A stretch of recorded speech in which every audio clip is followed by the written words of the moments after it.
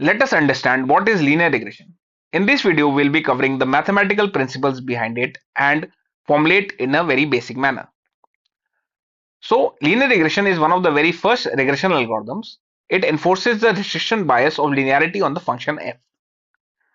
So, by the assumption of linear regression, we assume that the output variable y can be modeled as a function of the input variable x, which is a d-dimensional vector, by a function of the form f of x is equal to w naught plus w1 x1 plus w2 x2 plus till wd xg, which gives the value y hat, which is an approximation to the true value y.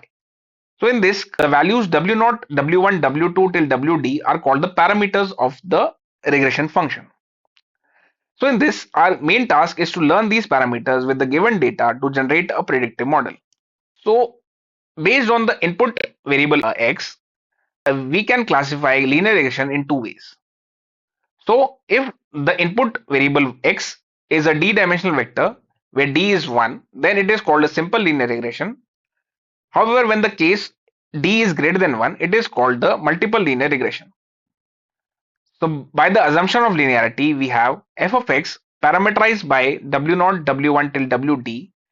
We have a function of the form w0 plus summation j equal to 1 till d wj xj plus epsilon is equal to y, where epsilon is the error in prediction and it is a normal random variable following mean 0 and variance sigma square.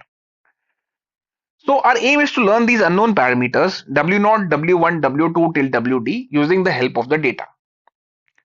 So one natural question arises, how do we learn these parameters? So in order to learn these parameters, we evaluate our model using a suitable error metric that can help us judge the goodness of our model with respect to the various values of these parameters. So let us understand what are these error metrics. So error metrics are a tool to evaluate the goodness of the model on the known dataset. So assume that we have the dataset of the form d is equal to x1, y1, x2, y2 till xn, yn, where xi is a d-dimensional vector of the form xi1, xi2, xid. So based on this dataset, we can define the error metrics, and two of the most popular error metrics are the mean squared error, which is given by the function 1 by 2n summation I is equal to 1 till n f of xi minus yi whole square. And the second error metric is the mean absolute error, which is given by the function of the form 1 by n summation I is equal to 1 till n mod of f of xi minus yi. So due to some problems in the properties of the mean absolute error, we prefer the mean squared error function, and we'll later on use the mean squared error to estimate the linear regression parameters. So now let us understand why we prefer the mean squared error function for the estimation. So for the time being, let us assume that we are dealing with simple linear regression and further assume that w0 is fixed. Assume that cost function is a function of w1 only. When the cost function is just a function of w1, we get a parabolic curve which can be graphed in this way. So this type of function has a very special property that it is convex and it will have a minimum value. So therefore, if we start at any point, we will be able to reach a minimum value based on some mathematical properties. Similarly, if we have that regression function is a function of w0 and w1, then we get a three-dimensional graph, which is a 3D parabola, which has the similar properties of convexity, and therefore if we start at any point on the grid, we will be able to reach the minimum value. If we use the mean squared error for the estimation of the linear regression parameters, we call it the least squares estimation. So again, consider the function f of x parameterized by w0, w1 till wd, which is of the form w0 plus summation j equal to 1 till d wj xji, where I denotes the ith sample.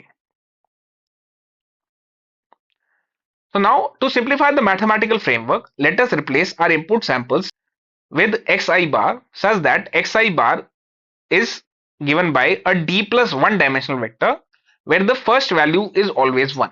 Further, let w be the vector w0, w1, w2 till wd transpose. So this is basically a column vector and x bar I is a row vector. So this notation will allow us to mathematically frame our regression problem in matrices. So this function can be written as f of xi parameterized by the vector w is equal to summation j equal to 0 till d wj xji, where x naught I is equal to 1. Now with the data set and the loss function, now we can mathematically formulate a linear regression model. So for the data set D, the mean squared error loss for linear regression model becomes L D parameterized by W, where D is the data set, is equal to 1 by 2n summation I is equal to 1 till n. This summation is over the samples, and then we have a summation j equal to 0 till d wj xji, and this summation is over the features. So summation wj xji minus yi whole squared. This is the squared error over the whole data set.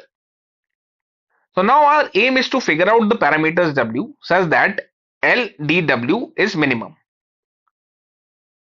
So now for any sample point x bar I, we can write f of x bar I in a matrix notation as f of xi parameterized by w is equal to x bar I into w, which is approximately equal to yi.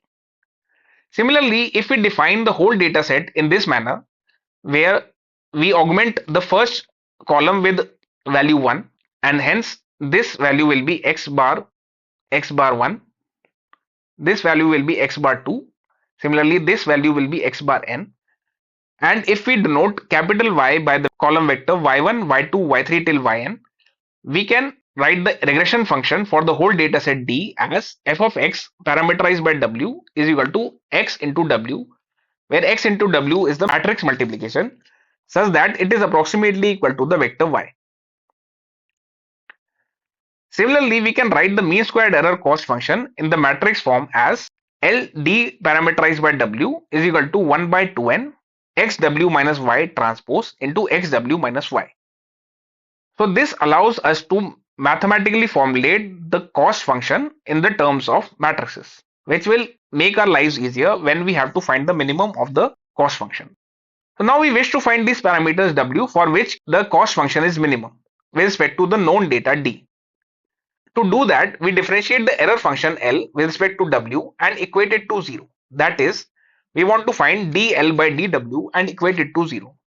And if we do that, we get the solution as W is equal to x transpose x whole inverse into x transpose y, under the assumption that x transpose x is invertible. If this does not happen, we have to use numerical methods or numerical optimization techniques to find the suitable value for the parameters w. So thank you. That's all for this video.